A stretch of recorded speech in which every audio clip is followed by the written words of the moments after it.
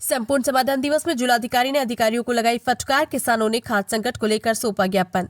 जनपद कानपुर नगर घाटमपुर में सोमवार को घाटमपुर तहसील सभागार कक्ष में आयोजित संपूर्ण समाधान दिवस के दौरान जिलाधिकारी जितेंद्र प्रताप सिंह ने फरियादियों की शिकायतें गंभीरता से सुनी। लंबित मामलों को लेकर उन्होंने संबंधित विभागीय अधिकारियों को कड़ी फटकार लगाते हुए निर्देश दिए कि सभी शिकायतों का समयबद्ध व गुणवत्तापूर्ण निस्तारण सुनिश्चित किया जाए।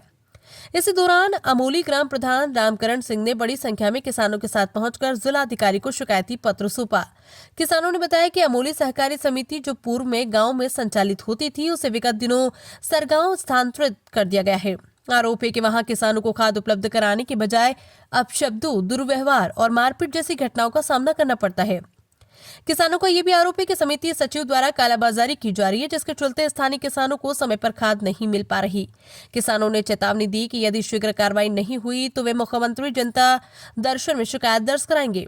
वहीं सजेती थाना क्षेत्र के कुटरा मकरंदनपुर गांव में युवक की हत्या के मामले को लेकर समाजवादी पार्टी के सैनिक प्रकोष्ठ के पदाधिकारियों ने भी डीएम को ज्ञापन सौंपा। उन्होंने आरोप लगाया कि घटना को 1 माह बीत जाने के बावजूद अब तक मुकदमा दर्ज नहीं किया गया, जिससे पीड़ित परिवार न्याय के लिए दर दर भटकने को मजबूर है। संपूर्ण समाधान दिवस के उपरांत जिलाधिकारी जितेंद्र प्रताप सिंह ने घाटमपुर में निर्माणाधीन वृहद गौशाला का निरीक्षण कर कार्य की प्रगति का जायजा लिया और संबंधित अधिकारियों को आवश्यक दिशा निर्देश दिए। वहीं जिलाधिकारी ने काचर गांव में 175 करोड़ रुपए के निवेश से 65 हेक्टेयर में 35 मेगावाट का सोलर मेगा पार्क को गति देने का कार्य किया। आवारा पशुओं की समस्या का समाधान करने के लिए जो शासन की एक महत्वपूर्ण नीति है कि वृहद गौशाला बनाया जाए, उसी में जो हमारा दूरस्थ क्षेत्र है कानपुर नगर का घाटमपुर, यहाँ पे नगर पालिका घाटमपुर द्वारा एक गौशाला का वृहद गौशाला का निर्माण किया जा रहा है, जिसका मेरे द्वारा निरीक्षण किया गया और 500 पशुओं की क्षमता इसमें है।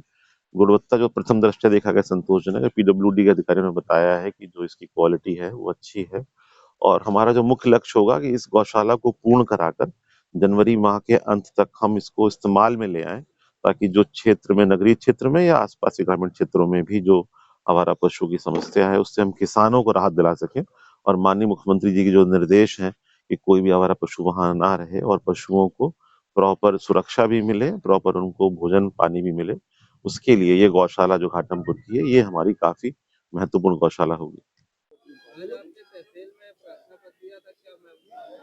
हमारे लड़के की 1 महीना पहले हत्या हो गई थी, आज तक पुलिस ने रिपोर्ट नहीं दर्ज की।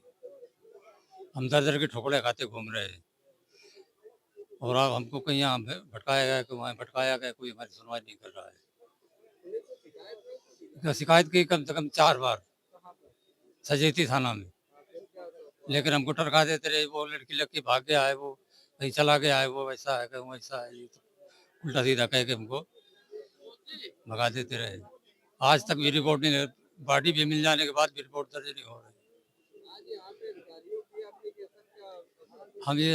हम अपने लड़के का न्याय चाहते हैं कि हमें न्याय मिलना चाहिए। वो ब्राह्मण लोग हैं, मकरंदपुर के। अब क्या बताइए, राजनीतिक दबाव हो सकता है। हमारा नाम रामकरण सिंह उर्फ जब्बू प्रधान, ग्राम पंचायत अमौली। जिलाधिकारी महोदय से आज हम कई गांव के लोग आए हुए हैं। डोहरू से भी हैं, बुढ़ानपुर से भी हैं, रैपुरा से भी हैं, रडौली से भी हैं, हमारी ग्राम पंचायत अमौली से भी हैं। सब में हमारे यहाँ साधन सहकारी समिति अमौली संचालित थी। पूर्व में सचिव द्वारा कूट रचित तरीके से हमारे ग्राम पंचायत की साधन सहकारी समिति को स्थानांतरित करके सरगांव ग्राम पंचायत में बना दिया गया, जिससे हम सभी क्षेत्र और ग्राम वासियों को बहुत ही दुख का विषय है। क्योंकि वहां पर खाद वितरण में हम लोगों को मार खाने के अलावा खाद नहीं मिलती है।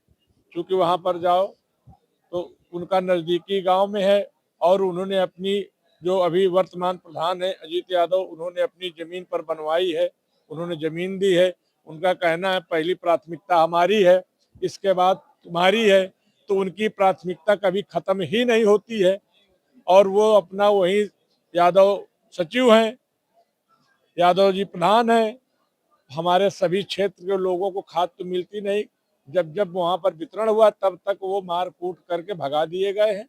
इसलिए हम जिलाधिकारी महोदय के यहाँ अपनी पीड़ा लेके आए हैं कि जहां हमारी पूर्व में संचालित थी वहीं पर उसका संचालन होना चाहिए और ये लड़ाई हमारी यहाँ तक नहीं रुकेगी। इसके लिए हम समस्त क्षेत्रवासी व ग्रामवासी माननीय मुख्यमंत्री महोदय के यहाँ जाकर के निवेदन करेंगे।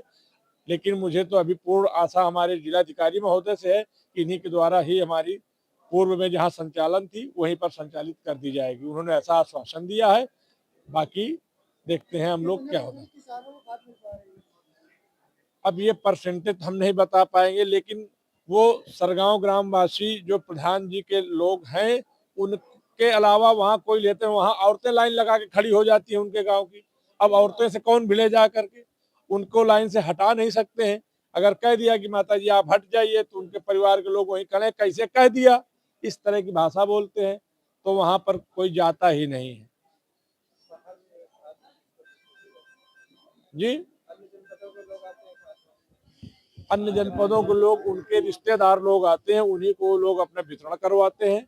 इसीलिए तो हम लोगों को समस्या हुई। अगर समस्या नहीं होती तो हम क्यों अपनी पीड़ा लेकर किसी अधिकारी के पास आते। तो वही हमारी समस्या है कि हमारी साधन सहकारी समिति अमौली हमारे वहीं पर संचालित हो जाए, पूर्व में भी जहाँ से वितरण होता था।